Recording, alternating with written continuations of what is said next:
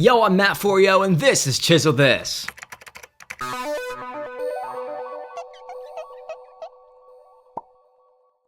My friends at the Chiseler School made it possible for me to finally get a teleprompter, which will revolutionize the way that I make these videos. So thank you to them.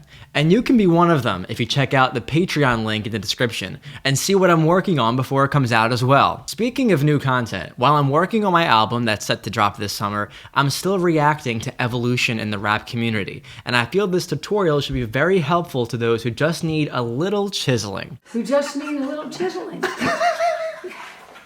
I've made 3 tutorial episodes already. The links are in the description. And this is the 4th, which will detail how you can rap better instead of what you're rapping about. I will put a scene selection in the description so that you can skip around depending on your level of knowledge regarding rap terminology.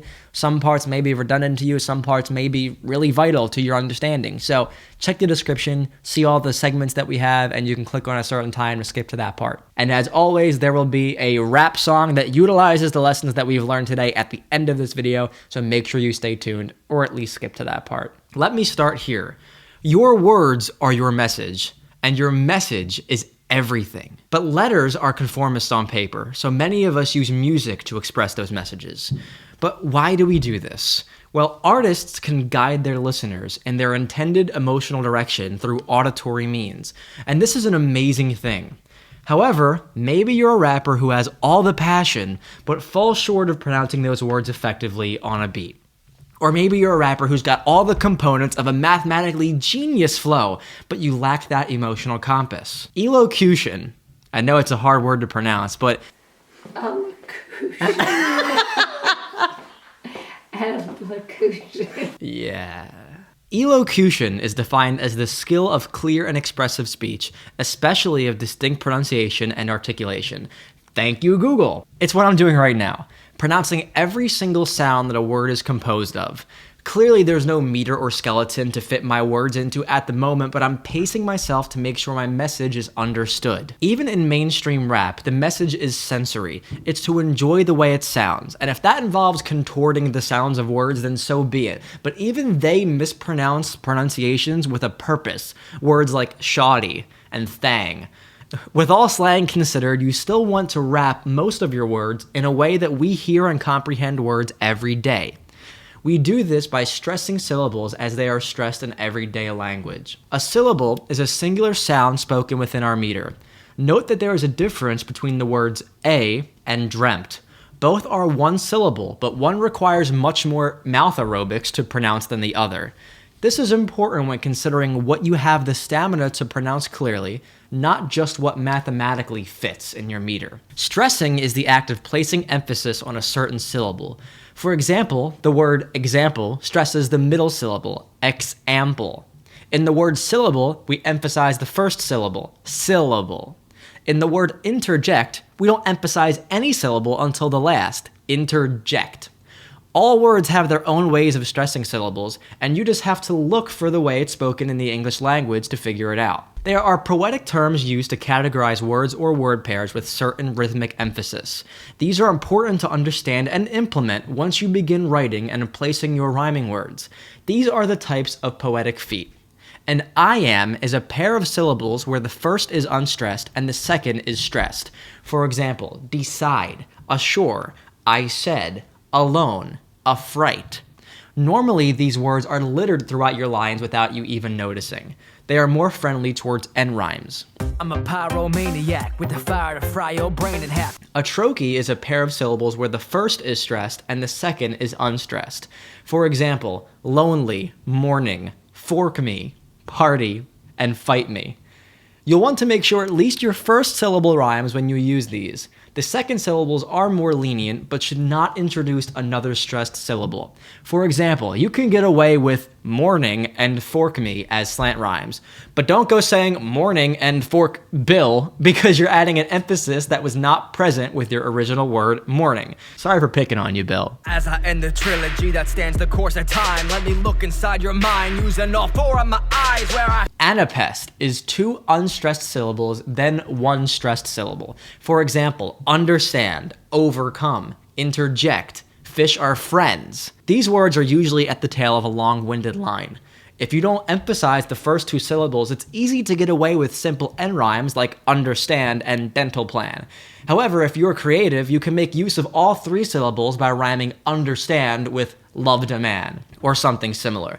When you do that, it's easy to ignore the middle syllable because you're treating the phrase like I ams. Now Mother Nature's leaves are in a bunch, so she tries to make it warmer, but it takes a couple months. A dactyl is one stressed syllable and then two unstressed syllables. For example, disregard, suddenly, apple tree, gravity, under me. These are good for exaggerating the flow in your lines, considering they start the rhyme earlier than normal and call for the remaining syllables to rhyme as well. I'll bring the bars with the savagery. Yeah, other rapper, try to battle me. Okay. I'm a master, I discovered gravity. I drop rhymes like they're falling from an apple tree. You don't match for me, you got a bachelor's degree. I got a unit of force named after me. A spondy is just two stressed syllables. For example, compound words or compound phrases like back up, fish tank, big banks, fight club. Oops, I wasn't supposed to talk about that. If you use these at the end of a line, it's best to always use a double rhyme because you're emphasizing both syllables. A double rhyme is where you rhyme both of the syllables that you emphasize, like time-lapse and wiretap. If you experiment, you'll find several ways to implement multisyllabic rhyming. The one we wish would never end is a nice path, but the one without an end is an ice path. It turns a lifespan to a time lapse, and it bypasses each climax by wiretapping a sidetrack on my passion. When you're utilizing these kinds of stressed feet patterns, please try to avoid stressing articles like the, a, and an. Nothing kills your mood more like saying, it's time for you to suffer, look at the face that I make. The is not a word that you want to stress. Instead, you could say, it's time for you to suffer, check the face that I make. Now you're sacrificing words in order to move it back so that you can stress both face and make instead of stressing the and make. Since we're heavily focusing on where to place words in a meter, let's define some aspects of structure. Your meter is the pattern with which you stress and unstress syllables. It's responsible for the flow and the way you ride the beat. In a beat, each line is composed of 4 beats. This does not always mean 4 drum hits, but it means there are 4 rhythmic steps before the next line starts. 1 and 2 and 3 and 4. That's one line, or what rappers call a bar. When that repeats a second time, you have a couplet, or 2 bars. Musically speaking, a group of 4 bars, or 2 couplets, is something that sounds complete to the human ear. Even more so, a group of 8 bars is its own little package that feels even more complete. Almost all rappers write their verses in groups of 4 bars, with the final number of bars being a multiple of 8, or at least of 4. A viewer named Jack Wolf asked how to make full use of the beat's potential rather than just rapping words over it. Something about crafting the flow to work with the beat. You ride the beat based on the pattern of kick drums and snares. When the drum beats are more impactful, like on a snare, it's incumbent upon you to place your stressed words on top of them. I see a lot of times people try to cram as many words as possible into one line, often because they write without considering the beat. Every beat is unique and requires certain pacing that you must be conscious of when you write. If you are mindful of making the beat part of your presentation, you can twist the rules a lot, but you have to understand that first. Now, the amounts of syllables in one line is up to you, but you want to make sure you end your line with some kind of emphasis placed on the hitbox. A hitbox is a term that I use to describe a beat somewhere near the end of a singular bar that signifies a transition into the next bar. 1 and 2 and 3 and 4 and 1 and 2 and 3 and 4. Both of those number 4s are placed in my hitbox. And if I were to replace those numbers with words, I would at least want the words replacing the number 4 to rhyme. Let's do a really simple rap in the format of that 1 and 2 and 3 and 4. I'm a guy who likes to rap. Kinda like the cat in hat. Really simple, right? But I exactly replicated that 1 and 2 and 3 and 4 structure. But that's not all you can do with that. The spaces in between those numbers is where you have the opportunity to craft a flow. You want your stressed syllables to land on top of those beats, but you can have fun with it at the same time. Let's try this out. Alright, this is a slow beat. So, yo, I'm a type of guy who finds rapping kind of exciting. I'm so mighty fine, cause I like to rhyme and my speech is highly enticing. Right, that's a little bit too slow than what we want to do. Okay, we want to speed up this beat. So let's increase the beats per minute and try this again. Yo, I'm the type of guy who finds rapping kind of exciting. I'm so mighty fine cause I like to rhyme and my speech is highly enticing. Yo. And you can still count it out. Listen to this. 1 and 2 and 3 and 4 and 1 and 2 and 3 and 4. Or you can do it a little bit like this. 1 and 2 and 3 and 4 and 1 and 2 and 3 and 4. However you like to space it out is up to you. These are really simple lines, but what I did there was right on top of the beat. There's also a concept called double timing, where you use more words and increase your speed without changing the amount of beats. You just witness two completely different flows over the same kind of beat, with 1 and 2 and 3 and 4, and then more spaced out, 1 and 2 and 3 and 4. In these lines, I've even implemented more than one hitbox, seeing how I rhymed more than just the ending words.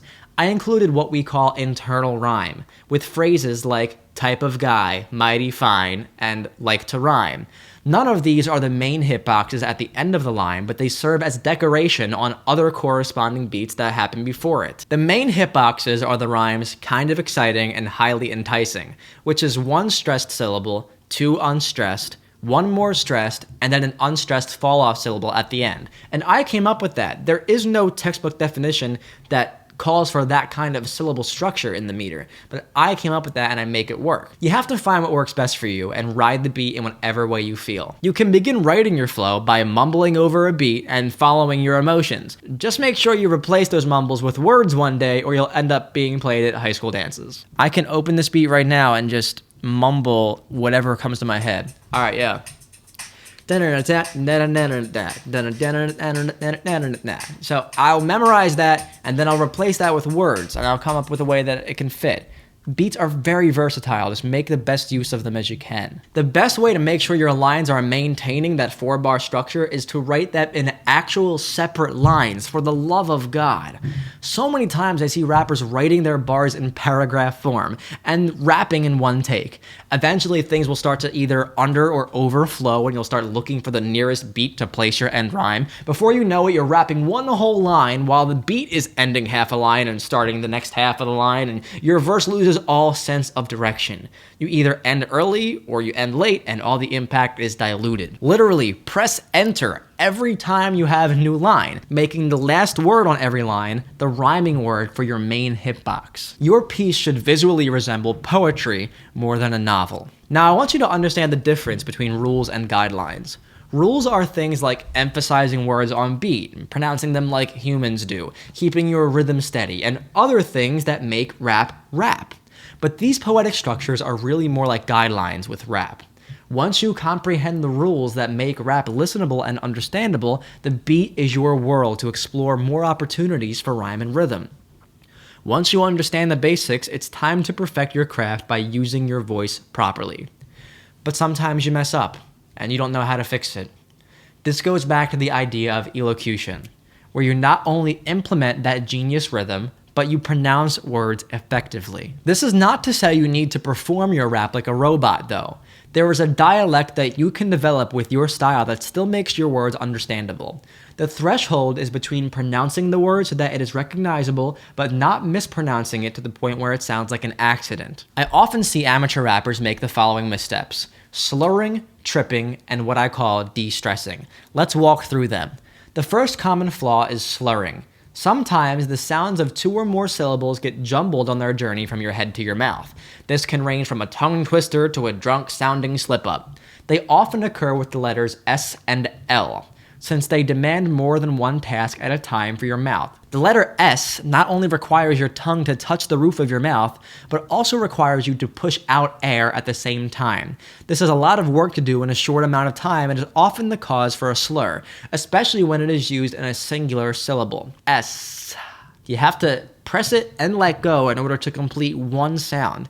And oftentimes, a syllable that includes the letter S has other sounds in it as well. You also need the roof of your mouth for the letter L, but you have to roll it off the roof in a specific direction. For the same reasons as the letter S,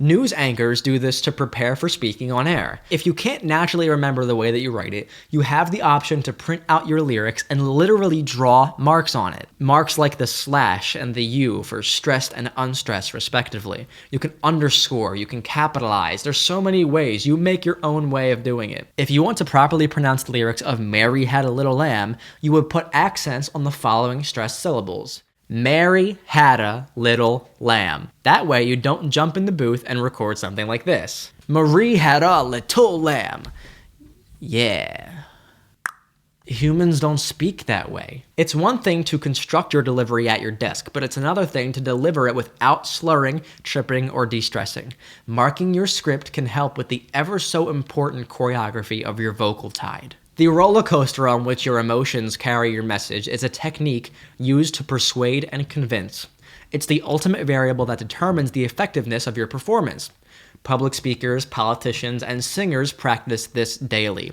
It's defined as cadence, a modulation or inflection of the voice. Thank you, Google. There are generally 3 cadence ranges on which your delivery should reach for. The first is the moderate range, and this is home for you. You're not monotone, but you're not hyped up either.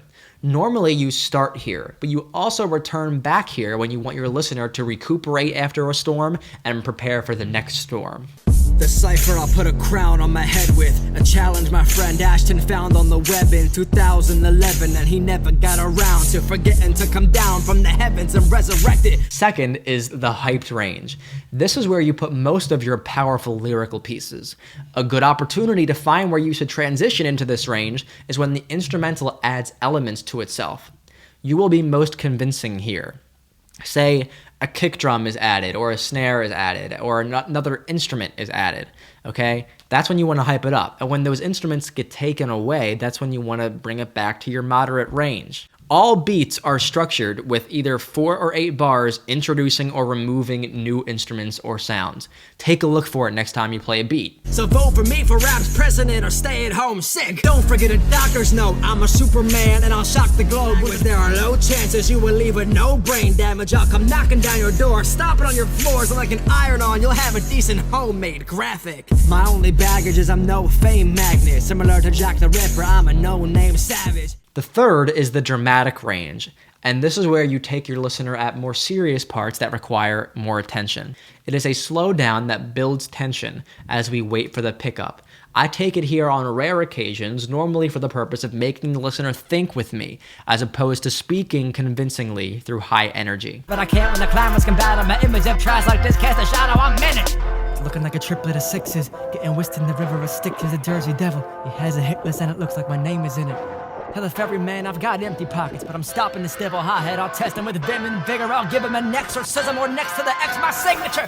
These ranges are just indicators of your vocal intensity. It's not like your voice should only have 3 regimented places on a scale, but think of each as its own ballpark with room to run around inside. You are ultimately responsible for directing your listener in a specific emotional direction, and you can't be bad with instructions. I find a good example of this to be consistent throughout all of the epic rap battles of history. I want to walk you through the tide and cadence of Teddy Roosevelt's first verse.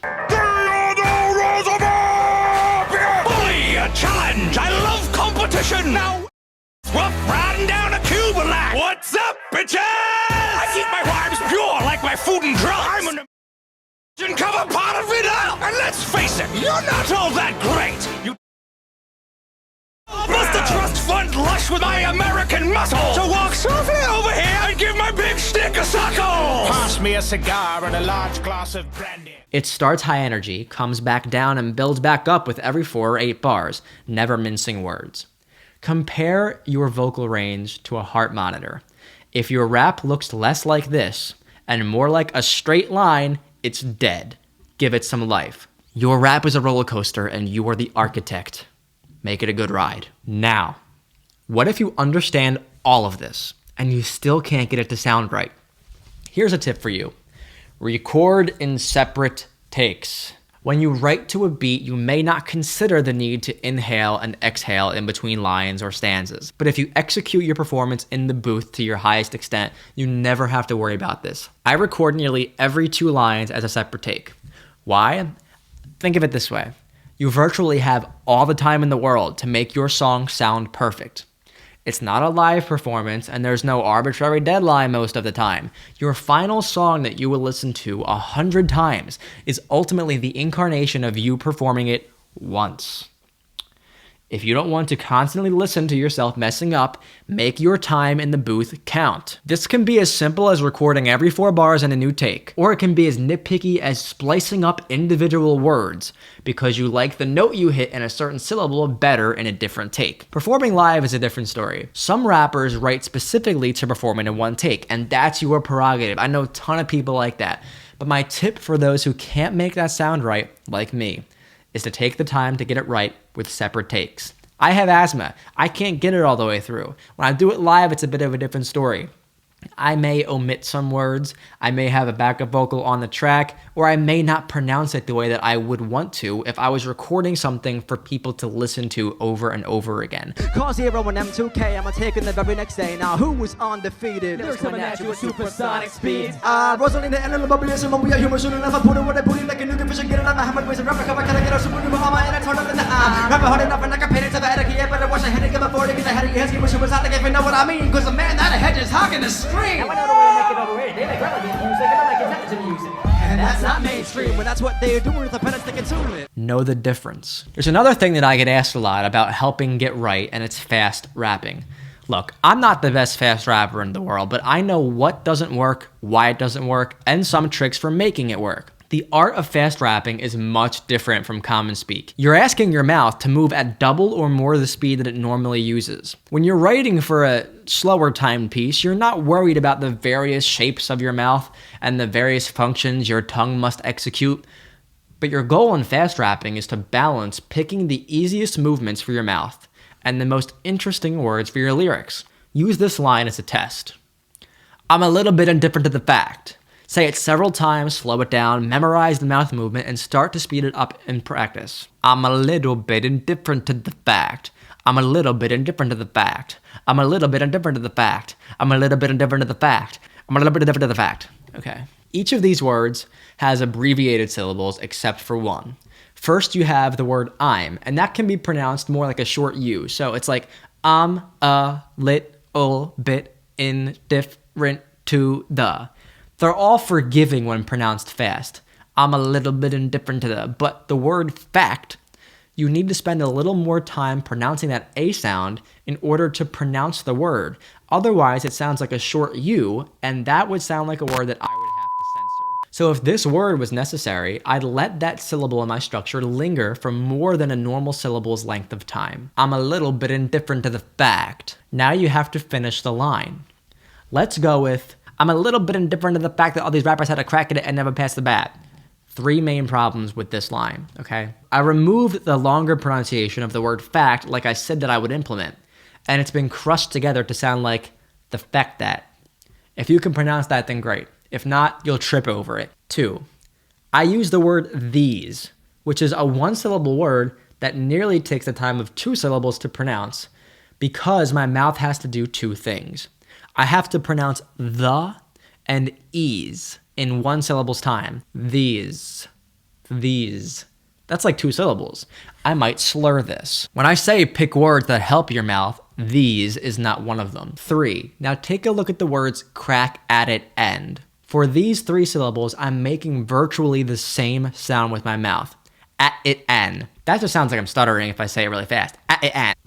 So my recommendation for fast rapping is not only picking words that require 1 mouth movement per syllable, but that also pour into each other nicely. And this is why Watsky works, and why his Pale Kid Raps Fast stands out among other variants. He is so concise with the pronunciation of every syllable, and it is thanks to the way it is written. Take a look at this. Gotta be the one to bite the bullet, I'm a sinner, but I bet I could have been a better man. Gotta be the one to bite the bullet, I'm a sinner, but I bet I could have been a better man. I gotta be the one to bite the bullet, I'm a sinner, but I bet I could have been a better man. Not only do these words rhyme, but they lend themselves to a pattern where no 2 mouth movements are adjacent to each other. This pattern is diversified, but in the way that it never has 2 of the same sound pronounced with your mouth in succession. And that's in the mold of a vocal exercise that sounds like this. Diddly diddly diddly diddly diddly diddly diddly diddly diddly diddly. Each syllable goes on and off from 3 sounds. Diddle-e. Diddly diddly diddly diddly. It's like a tongue exercise. I imagine that's a lot easier for you to pronounce fast than the words the Pale Kid raps fast. So try out saying diddly, see how fast you can go, and set your benchmark for rapping fast. Alright, I think I covered everything in a general sense, given much of this is circumstantial and new problems arise as they are created, but I will now, as always, condense this entire lesson into one rap, and I hope you enjoy. I designed this song not only to implement what we've learned today, but also as an exercise for you. And it's challenging to actually execute the specific elocution of this rap. I designed it like that. My goal is that you actually practice rapping to this rap so that if you can handle something that is untamable as this, then you can easily tame other things that you work on. Let's jump into this very hectic elocution rap. 1 and 2 and 3 and 4 and 1, 2, 3, 4. 1 and 2 and 3 and 4. Yo, my elocution might shock you. Rhythm so electric and I send you to the doctor. I'm not a psychiatrist, but I would be lying if I said I couldn't diagnose and give a guy enlightenment. I'm writing with my energy, head, hands, and my feet. Every single breath in me is generating sensory elements for the listener to resonate and contemplate. But I can also plan it like a poet if I concentrate. If you're ever in a slump, you should rewind that and try. Maybe write in I-ams. I am, but my hunger for troche is boiling. So don't fork Bill, fork me in the morning. He's a pest when he writes and not a pest. When he's swimming in the ocean, he don't know the fish are friends. He's a rascal, and that's why I asked for a snack. Cause if Matt is a dactyl, then I'ma attack him. No answer, he's not responding. It might be faster to call him and spawn it. But honestly, a sticker to the guide is quite dumb. There's only one rule, and it's don't speak a fight club. Do not sound like a robot though. Might get short-circuited if you got flow. Also, if this is too slow to follow, then let me show you how to do it fast like pronto. I'm a little bit indifferent to the fact that I'm diddly diddly diddly when rapping fast. Ditch the pen and the paper and ditch the paragraphs and mumble it. Stop acting like the enter button's not your friend or something. Sally sells seashells but slurs when she speaks well. When she speaks poorly, it sounds like a beach whale. Pour all your thoughts in and make sure you mark your script. On this roller coaster, you're the architect. Now go rewrite the raps we wrote together in the last 2 episodes, making sure that your elocution, cadence, and pronunciation works. I hope I've been pronouncing elocution right. You haven't. Elocution. There you go. Electrocution. And you ruined it.